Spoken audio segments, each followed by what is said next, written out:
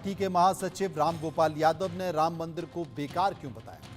अखिलेश के चाचा ने हिंदू आस्था का अपमान क्यों किया? सवाल इसलिए क्योंकि रामगोपाल यादव से अभी तक राम मंदिर नहीं जाने पर सवाल हुआ तो वो मंदिर के नक्शे पर ही सवाल उठाने लगे, मंदिर को बेकार बताने लगे, जिसके बाद सियासी गलियारा तपने लगा। रामगोपाल के बयान को लेकर बीजेपी ने समाजवादी पार्टी के खिलाफ हल्ला बोल दिया। मुख्यमंत्री योगी ने अखिलेश यादव और उनके चचा की मंशा पर सवाल खड़े कर दिए तो प्रधानमंत्री मोदी और गृह मंत्री अमित शाह ने दो टूक कहा कि अगर जरा भी गलती की तो इंडी गठबंधन वाले राम मंदिर पर बाबरी ताला जड़ देंगे। लेकिन अब सवाल यह है कि क्या राम मंदिर पर अब ताबड़तोड़ राजनीति होने लगी है? चुनाव के बीच आखिर फिर से राम मंदिर का मुद्दा क्यों गर्म हो रहा है? इसका चुनाव पर क्या असर पड़ेगा? आज इसी मुद्दे पर इंडिया न्यूज की तरफ से बड़ा सर्वे किया गया है, लेकिन वो सर्वे आपको दिखाएंगे, आपको जनता की राय भी दिखाएंगे, लेकिन उसके पहले एक रिपोर्ट हमने तैयार की है, उस रिपोर्ट को देखिए।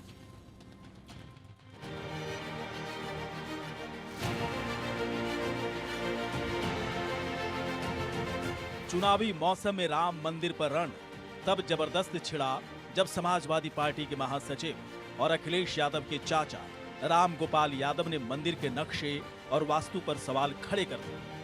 समाजवादी पार्टी के नेता जिनके नाम में ही राम है, वो राम मंदिर को बेकार बताने लगे। राम गोपाल यादव ने कहा, वो मंदिर तो बेकार का है। क्या मंदिर ऐसे बनाए जाते हैं? मंदिर ऐसे नहीं बनते हैं। पुराने मंदिर देख लीजिए, दक्षिण से लेकर उत्तर तक देख लीजिए, नक्शा ठीक नहीं है उसका, वास्तु के लिहाज से ठीक नहीं बनाया गया है। अखिलेश के चाचा के इस बयान पर घमासान छिड़ गया। राम मंदिर विरोधी बोल पर बीजेपी समाजवादी पार्टी पर दाना पानी लेकर चढ़ गई। अखिलेश यादव की मंशा पर सवाल खड़े करने लगे और सीएम योगी से लेकर पार्टी के कई आला नेता समाजवादी पार्टी को राम विरोधी ठहराने में जुट गए। जाकी रही भावना जैसी, प्रभु मूर्त देखी तिन तैसी। ये राम भक्तों पर गोली चलाने वाले लोग हैं। राम के अस्तित्व को नकारने वाले लोग हैं। मर्यादा पुरुषोत्तम प्रभु श्री राम की ईश्वरीय सत्ता को चुनौती देने वाले लोग ये लोग हैं। तो इनसे ये उम्मीद करना कि ये भारत की आस्था का सम्मान कर सके। राम मंदिर का अपमान, जिसके नाम में ही राम और गोपाल हो, वो प्रभु की महिमा को ना समझे, ये अपने आप में जनता को आक्रोशित करने वाला उनका वाक्य था। आज मैं एक राम भक्त के नाते निश्चित रूप से उनसे कहना चाहती हूँ कि इसी चुनाव में परिणाम उनको मिल जाएगा जब राष्ट्रभक्त और राम भक्त उनकी सनातन विरोधी अलायंस को हराए। तो मैं उनसे पूछना चाहता हूँ कि उनको राम मंदिर बेकार लग रहा है, तो समाजवादी पार्टी और इंडी गठबंधन से पूछता हूं, गाजियाबाद का हज हाउस अच्छा था, राम मंदिर बेकार है।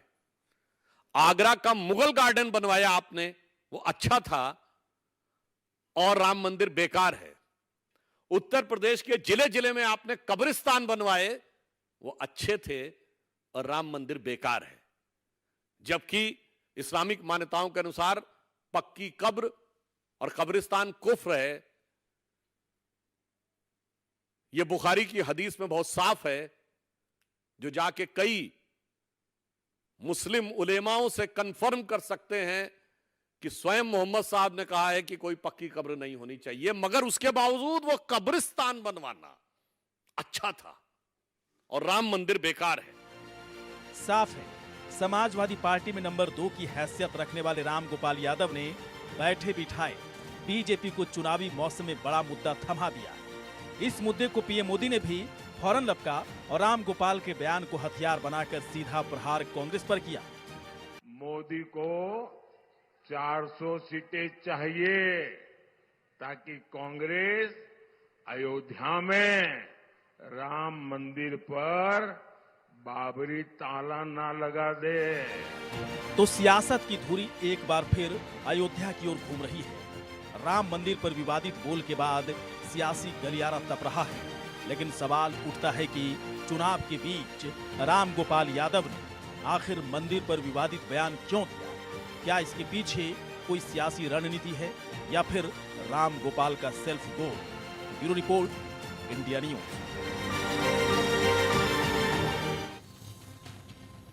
तो पृष्ठभूमि को आप समझ चुके हैं और इसी से जुड़े हुए कई सारे सवाल थे जो हम जनता के बीच लेकर गए। जनता ने उस पर अपनी राय भी दी है। उन्हीं में से एक सवाल, पहला सवाल जो आपके टीवी स्क्रीन पर है, क्या आपको लगता है कि राम मंदिर पर सुप्रीम कोर्ट के फैसले को बदला जा सकता है, राम मंदिर को शिफ्ट किया जा सकता है? 6% लोगों ने कहा हाँ, मात्र 6%।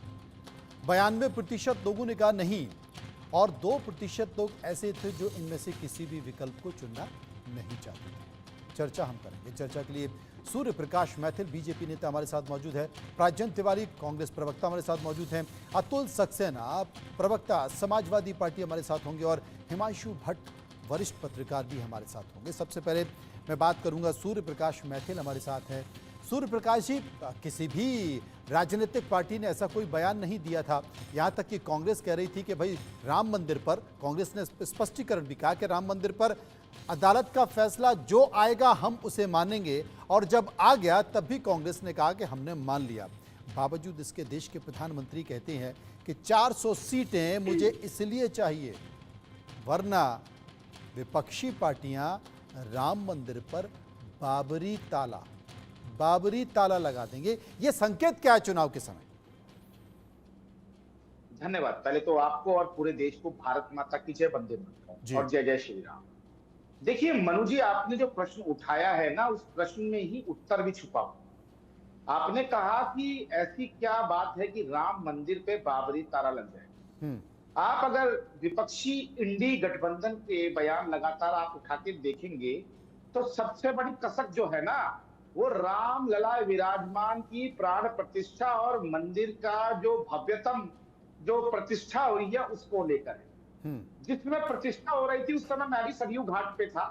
वो वही ऐतिहासिक सरयू घाट पे जहां पर कि राम भक्तों ने अपनी छाती पे गोलियां खाई थी और समाजवादी पार्टी की सरकार ने क्रूरता और निष्ठता से हत्याएं की थी राम भक्त, और आज वही राम नामी चोली ओढ़ कर घूम रहे थे। लेकिन अच्छा हुआ राम गोपाल जो यादव जी हैं, उन्होंने जो कहते हैं ना भेड़ की खाल में छुपे हुए अपने भेड़िए जैसी शक्ल को दिखा दी। अब देखिए कि क्या ट्रिपल तलाक को वापस करने की बात नहीं की गई? नहीं, आप आगे मत बढ़िए। देखिए ये सवाल राम मंदिर पर है, हम एक एक करके फोकस करेंगे क्योंकि अगर आप बहुत आगे बढ़ गए तो बहुत आगे निकल जाएंगे, आप रोकेंगे नहीं, पूरा आधा घंटा खा जाएंगे। सुनिए जो मैं पूछ रहा हूं उस पर जवाब दीजिए। हाँ बिल्कुल। अब देखिए ना, शाहबानों के मुद्दे पे क्या हुआ था, राजीव गांधी जी ने पलटा था ना फैसला। शाहबानों के मुद्दे पे सुप्रीम कोर्ट ने कहा था ना कि एक महिला के रूप में इनको भरण पोषण का अधिकार है, मौलिक अधिकार। फिर आप शाहबानों पे चले गए। उसी प्रकार से आपके सवाल का जवाब फिर मैं अतुल जी से ले लेता हूं। अतुल जी मेरे साथ मौजूद है, समाजवादी पार्टी के प्रवक्ता हैं अतुल सक्सेना। मैथिल साहब का जवाब दे दीजिए। देखिए मनु जी, मैं जो सूर्य प्रकाश जी बात कर रहे हैं और जिस तरीके से अभी मोदी जी का मैंने सुना कि 400 जनता के पास जा रहे हैं कि 400 सीट दे दीजिए, नहीं तो जो है राम मंदिर में बाबरी ताला लग जाएगा, तो ये बड़ा प्रश्न यहाँ खड़ा होता है। मैं ये कहना चाहूंगा कि सुनिए, मैं ये कहना चाहूंगा कि जिस तरीके से आज ये बौखलाहट है भाजपा के अंदर कि मोदी जी को आज भी जो जनता से वोट मांगने पड़ रहे हैं वो बाबरी मस्जिद और राम मंदिर के ऊपर मांगने पड़ रहे हैं। आज मोदी जी ये बात क्यों नहीं कहते कि 400 सीट हमें दीजिए, क्योंकि हमने जो है 69,000 शिक्षकों को रोजगार देने का काम करा, हमें 400 सीट दीजिए, क्योंकि परीक्षा जो पेपर हुई आगे से वो पेपर लीक नहीं होगी, लोगों को हम रोजगार देंगे। मोदी जी क्यों नहीं कहते कि 400 सीट हमें दिलाइए और हम किसानों की एमएसपी देने का वादा करते हैं? ऐसे कितने मुद्दे हैं। रहा सवाल कि जिस तरीके से ये केवल हिंदू मुस्लिम राम मंदिर फला मंदिर की बात करते हैं, तो मैं ये कहना चाहूंगा अरे तो आपको बुरा क्यों लग रहा है? उनके एजेंडे में उन्होंने स्पष्ट तौर पर अपने संकल्प पत्र में कह दिया, तो वो तो उस पर आगे बढ़ेंगे। आप अभी कंफ्यूज है इस मुद्दे पर, तय नहीं कर पा रहे, तो बीजेपी आपको घेरने की कोशिश कर रही है। चलिए सर्वे का दूसरा सवाल ले लेता हूं। एक मिनट मैथिल साहब, एक मिनट। सर्वे का दूसरा सवाल, क्या आपको लगता है, सर्वे का दूसरा सवाल है ये, क्या आपको लगता है कि अगर सत्ता में आए तो राहुल गांधी अयोध्या में राम मंदिर को हटा देंगे?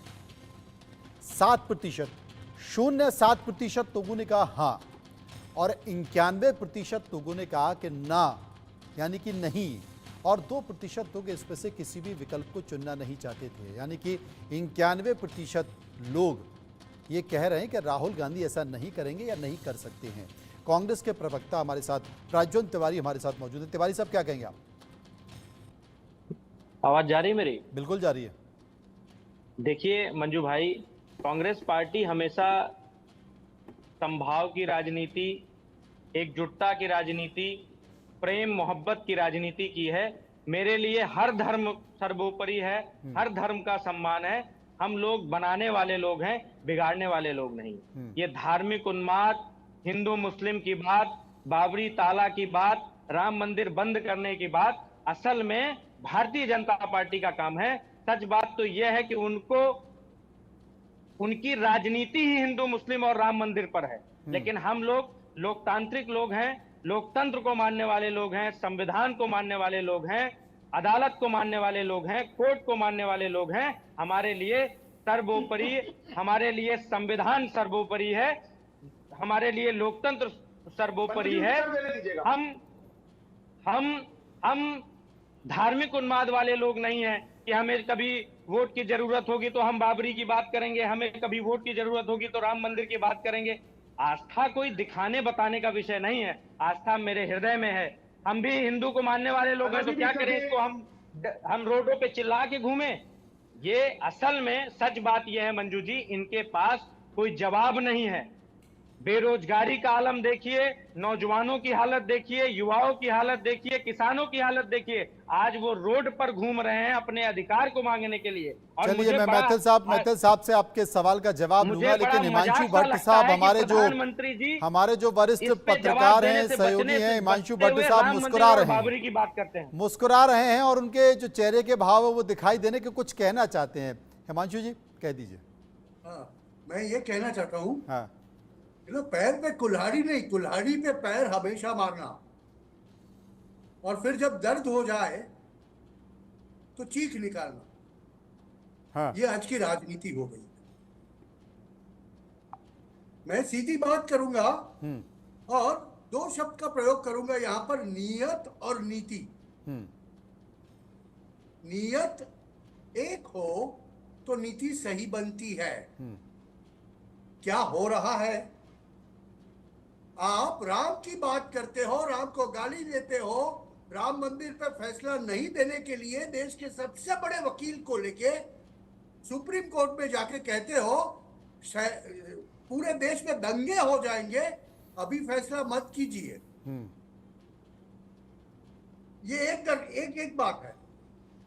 उसके बाद आप कहते हो कि हम बहुमतीवाद में नहीं मानते, आपके एजेंडा का पहला पॉइंट यह है।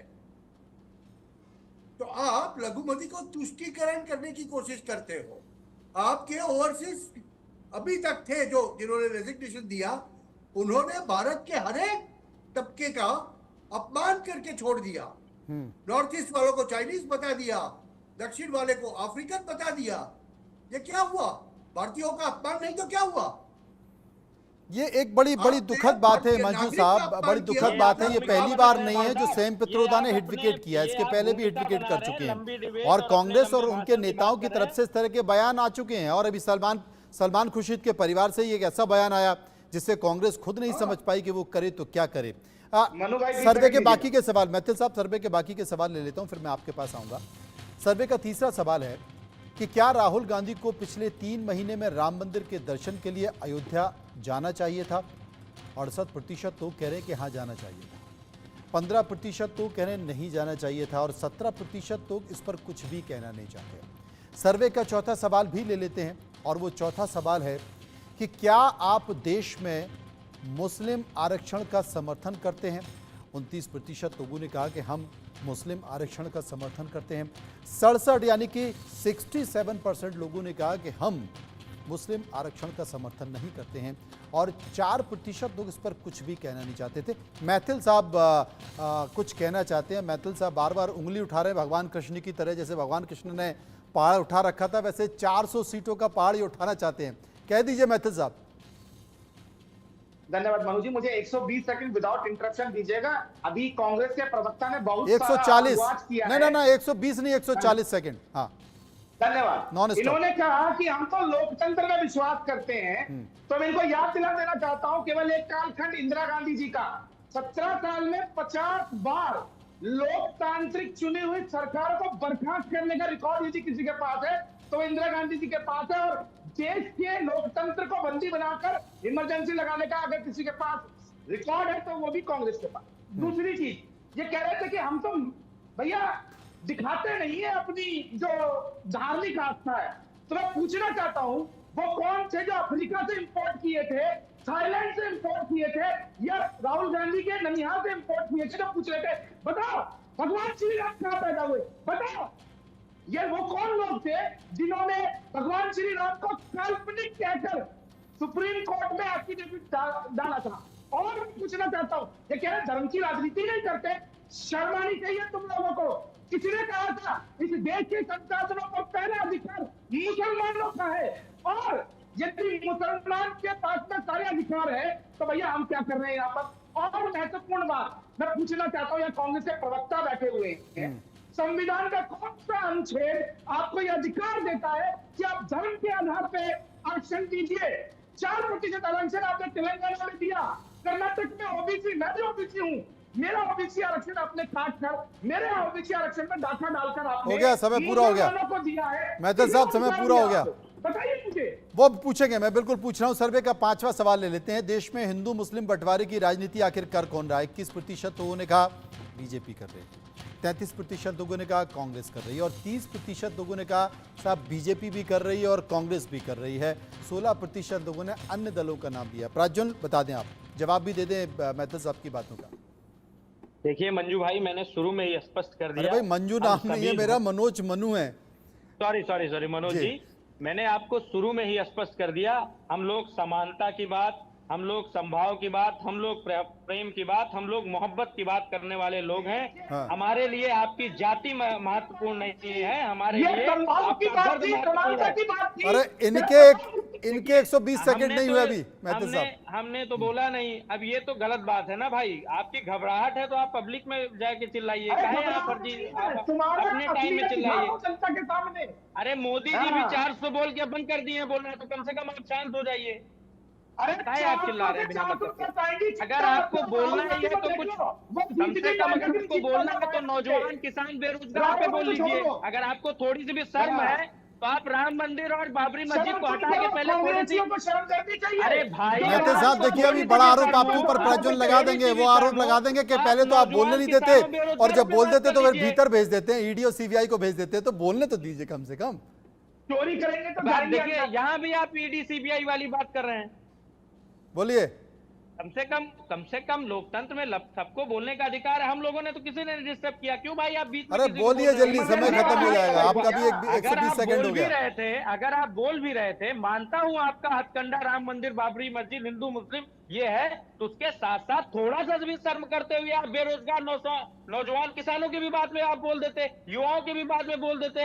आप युवाओं को इस तरीके से सक्सेना जी, आप भी अपनी बात कह लीजिए। में चिल्ला रहे हैं, आपको शर्म नहीं आती है? पब्लिक डिबेट्स हो रही है, उसमें 90% युवा है।